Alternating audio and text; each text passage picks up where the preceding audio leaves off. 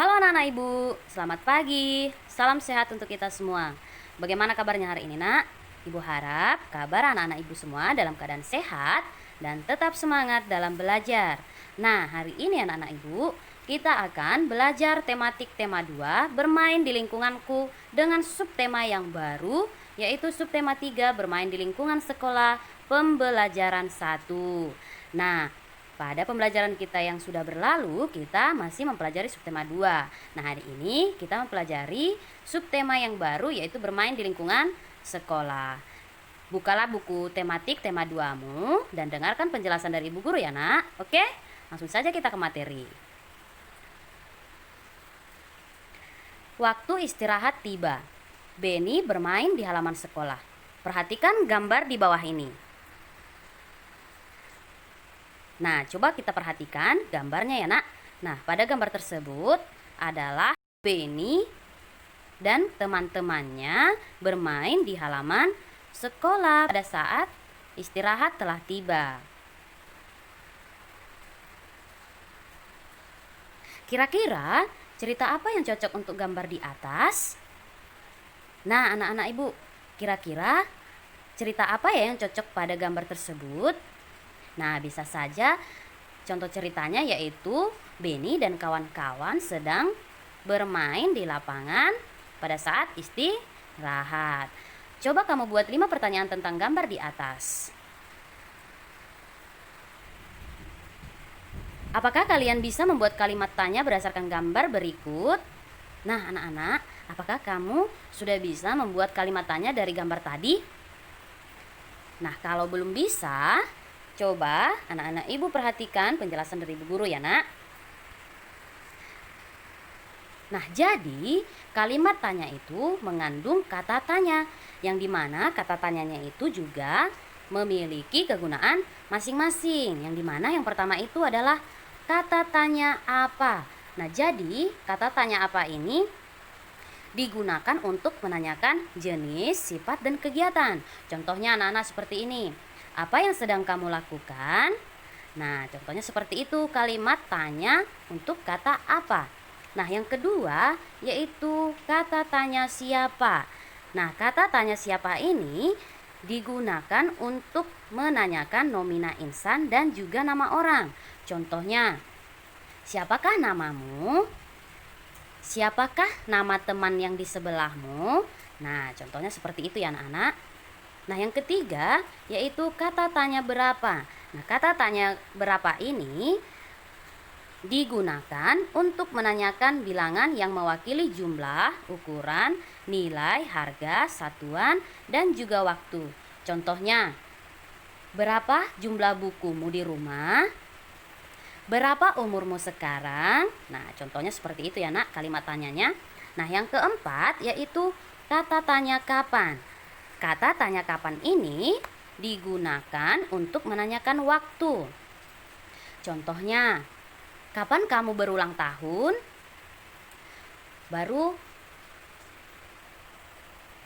Kapan kamu akan pergi berlibur ke rumah nenekmu? Nah, seperti itu contoh kalimat tanyanya ya nak. Nah, yang kelima yaitu kata tanya di mana. Nah, kata tanya di mana ini kegunaannya untuk menerangkan tempat. Contohnya, di mana tempat tinggalmu? Di mana kamu membeli buku itu? Nah, contohnya seperti itu ya nak.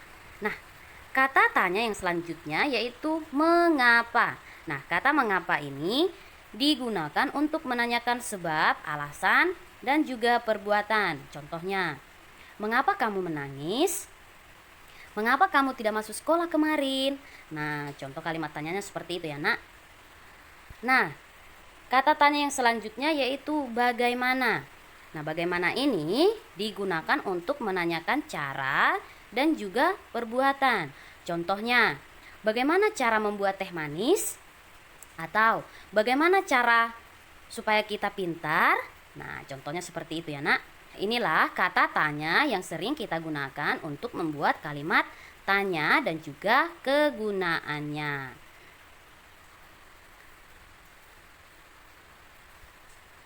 Nah, sekarang silahkan kalian membuat kalimat tanya. Ingat anak-anak ibu bahwa kalimat tanya itu atau setiap kalimat tanya itu selalu diakhiri dengan tanda tanya. Nah, sekarang coba kita buat kalimat tanya atau beberapa kalimat tanya dari gambar yang tadi. Dari gambar yang tadi anak-anak. Nah, coba kamu perhatikan gambar ini. Nah, dari gambar tersebut kita bisa membuat beberapa kalimat tanya. Contohnya seperti ini. Apa yang sedang dimainkan Benny? Nah, jadi di sini kita menggunakan kata tanya apa. Nah, apa yang sedang dimainkan Benny? Nah, yang kedua, siapa saja yang bermain lompat tali? Nah, pada gambar tersebut kan anak-anak ada teman-teman Benny yang sedang berlompat tali. Nah, jadi di sini kita menggunakan kata tanya siapa.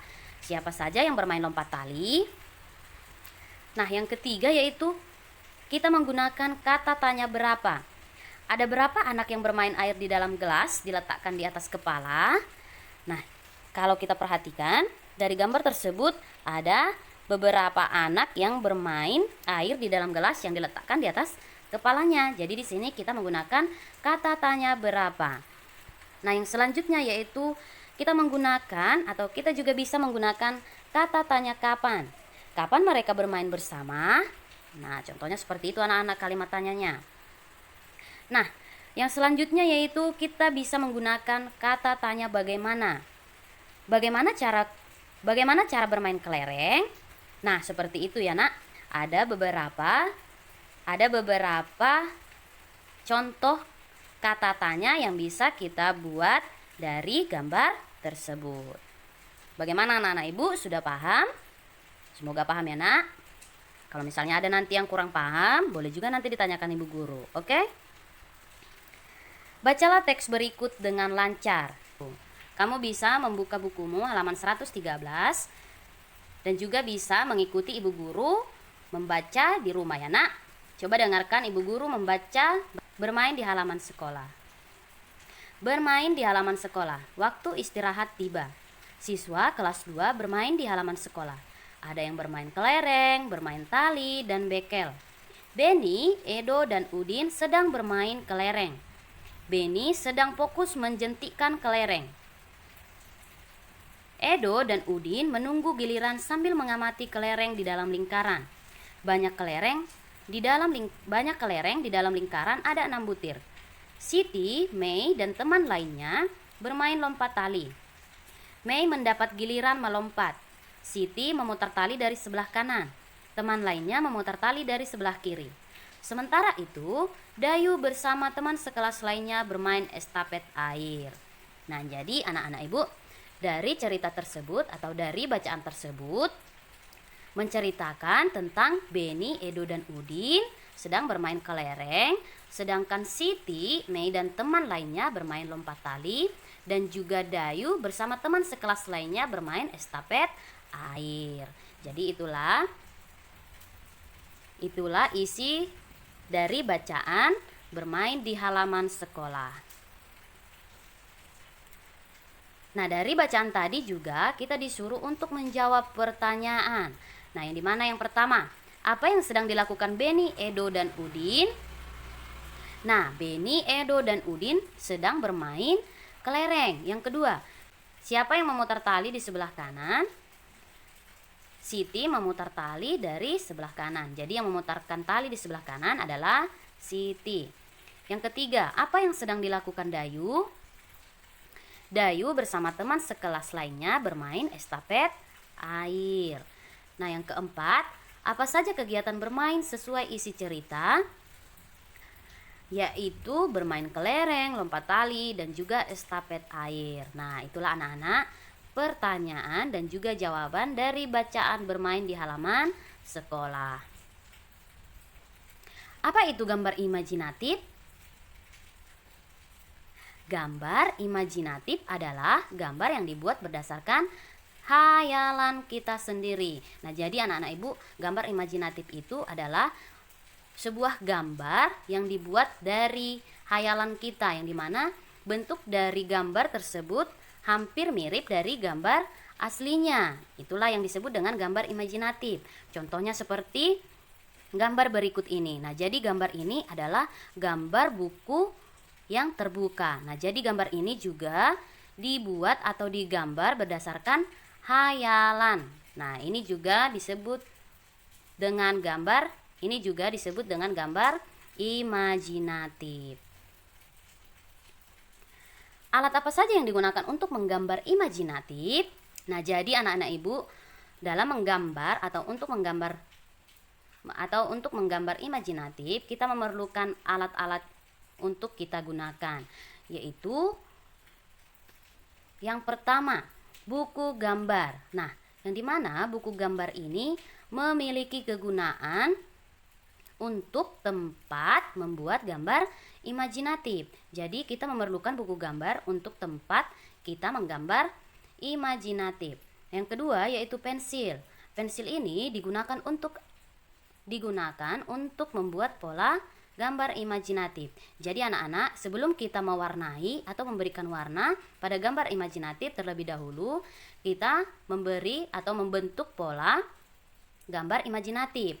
Kenapa kita tidak menggunakan pulpen saja, Ibu Guru? Nah, kalau kita menggunakan pulpen anak-anak untuk menggambar pola atau untuk membuat pola, nanti kalau misalnya ada yang salah, tidak bisa lagi kita hapus. Nah, kalau kita pakai pensil kan, kalau misalnya ada yang salah, kita bisa menghapusnya. Nah, yang ketiga yaitu pensil warna. Nah, pensil warna ini digunakan untuk mewarnai gambar imajinatif. Nah, anak-anak ibu juga bisa menggunakan pensil warna, krayon, maupun spidol untuk mewarnai gambar imajinatif. Nah, yang keempat yaitu penggaris. Nah, penggaris ini gunanya untuk menggaris pinggir buku gambar dan juga digunakan untuk membuat pola jika dibutuhkan garis lurus. Nah, jadi anak-anak ibu supaya gambarmu rapi, kamu juga bisa membuat garis pinggir di buku gambarmu supaya terlihat rapi. Nah, yang kelima itu yaitu karet penghapus. Nah, karet penghapus digunakan untuk menghapus pola yang salah. Nah, jika ada gambar pola kita atau gambar kita yang salah, kita bisa menghapusnya dengan karet penghapus. Nah,